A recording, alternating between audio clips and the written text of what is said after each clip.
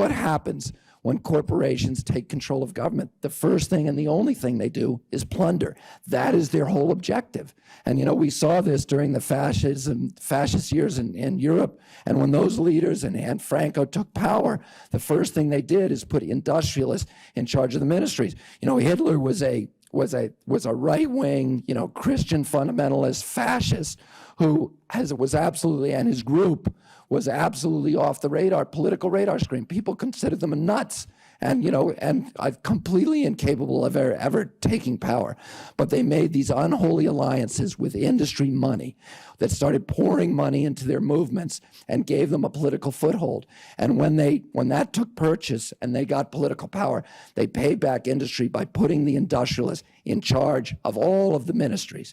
And what did they do? They enriched themselves by mounting small wars, taking no-bid contracts, and privatizing the commons.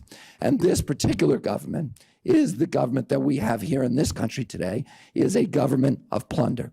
This is a government that represents itself as a government of values, but all of the values that they claim to embrace are just hollow facades that conceal the one value that they're really consider worth fighting for, which is corporate profit-taking.